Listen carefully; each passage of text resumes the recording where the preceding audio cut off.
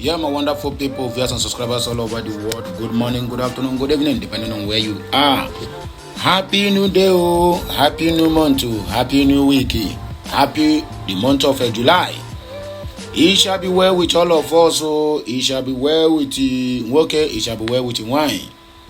Well, today happens to be a Eke market day, which says that Eke Adera Inama and Eke Yewetra former Eke Bundi and Eke Yekebundi ona natural organiru ndị Biafra mgbe na-ekwusio na this ọnwa nke ọfụrụ nke anyị bara ya dịrị anyị mma, ọ ga-adịrị nwoke mma, dịrị nwaanyị na mma, ọ ga-adịrị okeke mma, dịrịkwa oke ore na mma. Ihe aha nwunye nke anyị na-emezuwo na the month of June mgbe na-ekwusio wee na-agụ n'ọfọ na-asị this month of July everything ya gazu n'anya ya ngwa ahụ na ikwenyere ahụ na ikwetere n'ife otu kwuru ikwete n'ife afa kwuru. Biko at the comment section let me hear a louder amen. Well, my wonderful people, I welcome you again to this first broadcast of the month of July, and also first broadcast in this day being Monday, and also another episode of the Release of Nnamdi Kanu. That is where we are into, and this is what the news we will keep on giving to you, bringing to our doorsteps any moment. I mean, anytime, any day. As it stands now, and I know say the only thing we are waiting for now is the declaration of the United States of Biafra, which will happen on the 2nd of December 2024. So this episode we are going to be hearing now is about Nnamdi Kanu's freedom, Nnamdi Kanu's welfare, and every other thing you need to know concerning the referendum that is coming up very soon. So, my dear, if you get this message, you have to do me a favor. Like, share, comment, and make sure you subscribe to my channel for more interesting videos coming your way. Let us go straight to the reason why we are here. Lawmaker visits Buhari, asks him to forgive Nnamdi Kanu's missteps. This our brother, Igwe Agocha. That is a lawmaker representing the Ikwano, Umuahia North and South Federal Constituency. Obi Agocha, not Igwe Agocha, Obi Agocha. He has approached the former president of ZU, Muhammadu Buhari, to advocate for the release of the detained leader of the indigenous people of Biafra, IPOB, Nnamdi Kanu. Well, my brother, I will commend you. At least you are showing a very big interest on the case of Nnamdi Kanu from day one till today. You are only one person I can count from the southeast who have not, what will I call it, who don't have all this greedy interest about the detention of Nnamdi Kanu. Rather, you are doing it from your heart to make sure that Nnamdi Kanu freedom is guaranteed. You have done a lot of things. You are the one that lobbied 50 lawmakers from the House of Assembly to stand for the release of Nnamdi Kanu. Obi Agocha, I commend you for that. You are not unlike Benjamin Carlo, who is using Nnamdi Kanu's detention for his own political gains or whatever it's being called. Well, may the Almighty God continue to protect you, but I must tell you that this is a mistake you made. I don't know what you have in mind of going to Buhari. Buhari is not the one that is in charge of the presidency. Despite the fact that Buhari is still ruling Nigeria through his proxy, which is Bola Ahmed Tinubu. Anyway, going to Buhari is not a bad thing, neither is it a good thing. But whichever way it is, all for the welfare of Nnamdi Kanu, you are really done well. In another development to one of the cases we are going to treat this morning, Buhari's government covered up for ex-governor with over $200 million offshore assets from prosecution. Obono Obula don't come ring the bell. This one they call it a whistleblower. Not compiling issues to remove Tinubu in 2027. Another Northern don't come out to come the shout, say, make on see waiting my people the plan. Whether you are defending Tinubu or you are against Tinubu, I don't even know where you stand. Sheikh Husani, my people. Well, let us go to the reason over here. The lawmaker representing Ikwano, Umuahia North and South Federal Constituency, Obi Agocha, approached former President Muhammadu Buhari to advocate for the release of the detained leader of the indigenous people of Biafra, IPOB, Nnamdi Kanu. During a visit to Buhari country's home in Daura on Saturday, Agocha extended an apology for Kanu's actions, which have been a point of national contention. And what is that supposed to be? For the mistakes, utterances, and ill gestures of the past, especially on the part of my constituent and brother, Nnamdi Kanu, I am deeply sorry, Agocha expressed. This meeting follows a recent appeal on the June 23 by about 50 members of the House of Representatives who have called on Bola Ahmed Tinubu to facilitate the Kanu's release. These legislators, under the banner of concerned federal lawmakers for peace and security in the southeast, urged the Attorney General of the Federation, Lateef Fagbemi, to utilize Section 174 of the 1999 Constitution to secure Kanu's release, highlighting a growing legislative push for a resolution to this long-standing issue.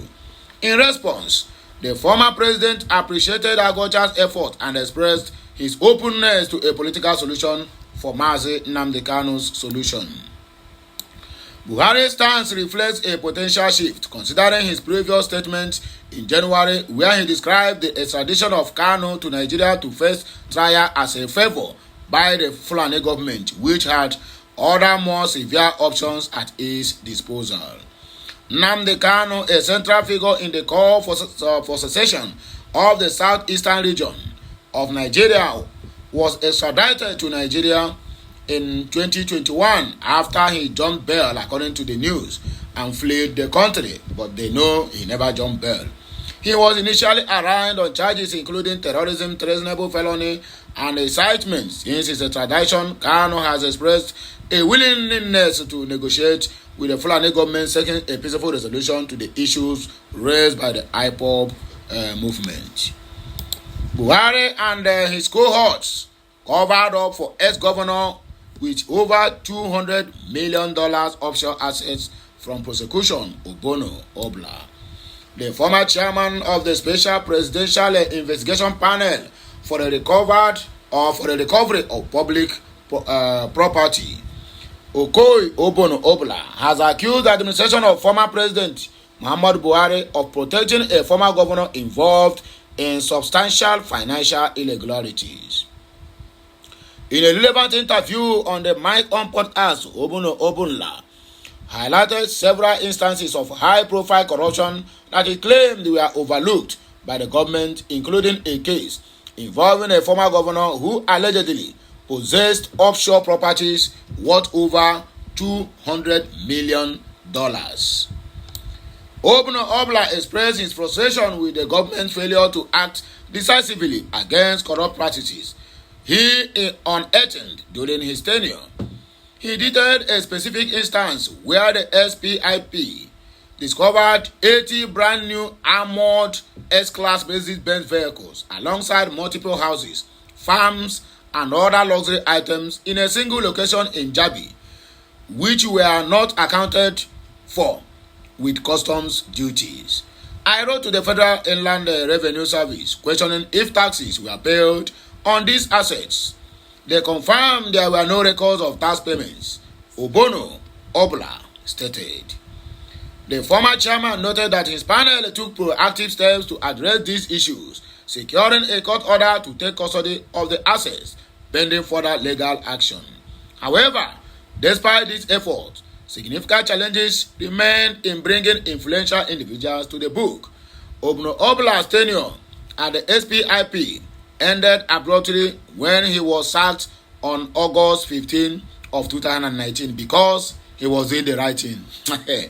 The dismissal followed allegations of financial misconduct on his part, which were investigated by the Independent Corrupt Practices and Other Related Offences Commission, which is ICPC. His sack letter also hinted at potential academic repercussions, mentioning possible actions against his law degree and legal practice credentials. That country is gone and gone for good. Not compiling issues to remove Tinubu in 2027. Shehu Sani laments.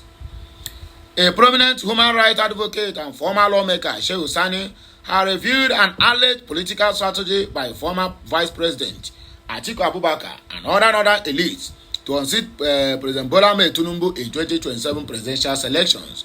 In a detailed interview with the Sunday Sun in Abuja, Sani disclosed that the strategy hangs on exploiting regional disparities and security challenges. According to him, Atiku, the People's Democratic Party PDP's presidential candidate in 2019 and 2023, plans to capitalize on various issues, including the relocation of Central Bank of Nigeria offices to Lagos, the perceived dominance of South-Western appointees in Tinubu's administration, and ongoing security concerns in the northern Nigeria. Sani outlined that Atiku and his political allies intend to paint President Tinubu as favoring his regional base over the broader national interest.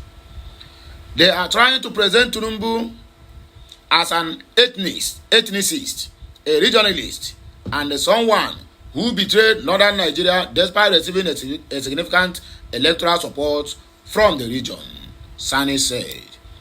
He described the move as a calculated attempt to sway northern voters against Tinubu, framing it as a necessity to reclaim power comes 2027. Despite revealing these strategies, Sani advised Atiku and his cohort to exercise patience and respect the informal and rational presidency arrangements between the North and the South only.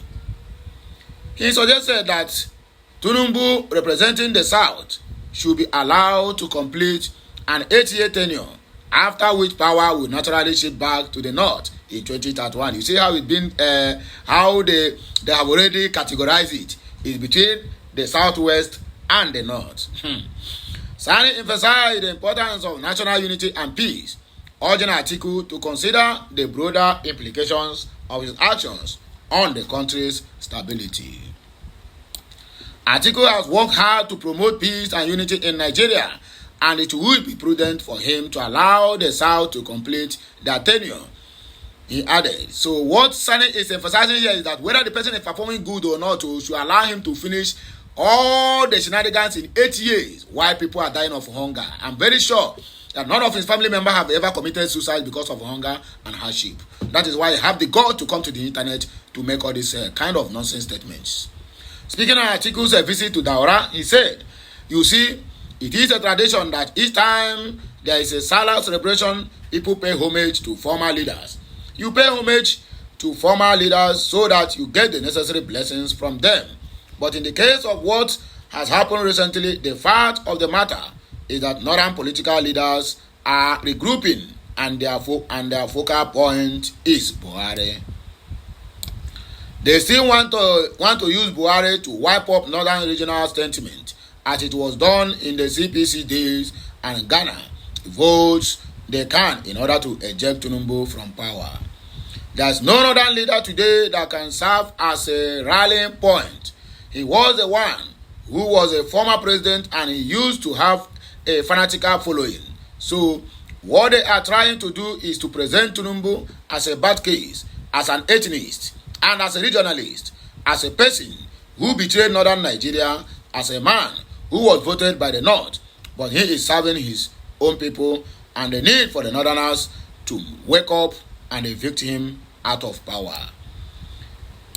It is their strategy, and they want to do that by making sure that the idea is sold to the northern masses, and then from there they seize power. But I have to draw attention to two facts. First of all, Buhari was a colossal failure.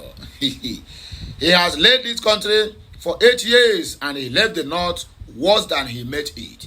And the treasury of the country was looted under him. The economy was plagued under him, and the nation was plundered, and terrorism and banditry was at the highest peak under Buhari's administration, according to Shehu Sani, a northerner. How I wish a southerner can come and make this kind of assertions. My dear, EFCC and DSS will use you to warm their office, and that is exactly what they are doing. Well, I'm here to correct the impression that Sani is trying to create here. Whether Tinubu complete 8 years or 4 years, my dear, the country is bleeding. It is time they do something anyway. That is their own cup of tea. I belong to Biafra, and we are going this year. So help me, please share this message, like it, comment on it, and make sure you subscribe to this channel for more interesting videos coming your way. My name is Nnamdi Amanda Neze. Happy New Month to you all. Bye for now. Kemesiano.